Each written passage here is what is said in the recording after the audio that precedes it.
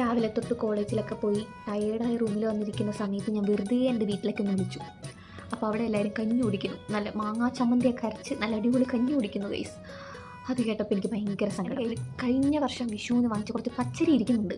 പച്ചരി വെച്ചിട്ട് കഞ്ഞി ഉണ്ടാക്കാൻ പറ്റുമെന്ന് എനിക്കറിയില്ല. അരിയാണല്ലോ വാഷ് ചെയ്ത് നമുക്ക് കെറ്റിലൊന്ന് അങ്ങനെ തെരച്ചിലിനൊടുവില്ല ലാസ്റ്റ് അരി കിട്ടി. കഴിഞ്ഞ വർഷം വിഷുവിന് പായസം വെക്കാൻ വേണ്ടി വാങ്ങിച്ച അരിയാ. എന്തെങ്കിലും ആയിട്ട് ഇപ്പോഴെങ്കിലും ഉപയോഗം ഉണ്ടായല്ലോ. അരി കിട്ടി കഴിഞ്ഞപ്പോൾ നെക്സ്റ്റ് സംശയം ഇത് എന്തോരം എടുക്കണമെന്നായിരുന്നു കേട്ടോ. എൻ്റെ ഇരിക്കുന്നതാണെങ്കിൽ ഒരു ചെറിയ കെറ്റിലാണ്. ആ കെറ്റിലിനകത്ത് എന്തോരം അരി കൊള്ളുമെന്നൊന്നും എനിക്കറിയാൻ പാടില്ല. ലാസ്റ്റ് ഞാൻ എൻ്റേതായ ഒരു കാൽക്കുലേഷനിൽ അങ്ങ് എടുത്തു. അരി നന്നായിട്ട് തിളച്ച് വന്ന സമയത്ത് ഞാൻ കെറ്റിൽ ഓഫ് ചെയ്തു. കുറച്ച് നേരം ഒരു അരമണിക്കൂറോളം അത് മൂടി വെച്ചായിരുന്നു. ഒരു ഹാഫ് ആൻ അവർ കഴിഞ്ഞ് നോക്കിയപ്പോഴേക്കും നല്ല അടിപൊളിയായിട്ട് കഞ്ഞി റെഡി ആയിട്ടുണ്ടായിരുന്നു കേട്ടോ. എന്തായാലും ഞാൻ ഭയങ്കര ഹാപ്പി ആയിരുന്നു. നാട്ടിൽ നിന്ന് കൊണ്ടുവന്നിട്ടുള്ള ചമ്മന്തിപ്പൊടി അച്ചാറൊക്കെ കൂട്ടി നല്ല അടിപൊളി കഞ്ഞി കുടിച്ചിട്ടോ. കുറേ നാളുകൾക്ക് ശേഷമാണ് ഇത്രയും സന്തോഷമായിട്ട് ഞാൻ ഫുഡ് കഴിക്കുന്നത്. ഒരു കഞ്ഞി കുടിക്കുന്നതിന് ഇത്രയും എക്സ്പ്രഷൻ വേണമെന്ന് കാണുന്നവർ വിചാരിക്കുന്നുണ്ടാവും. 3 നേരം ചപ്പാത്തിയും ഡാലും വെജിറ്റബിൾ കറിയൊക്കെ കഴിക്കുന്നത് എനിക്കിത് വലിയ സംഭവമായിരുന്നു കേട്ടോ.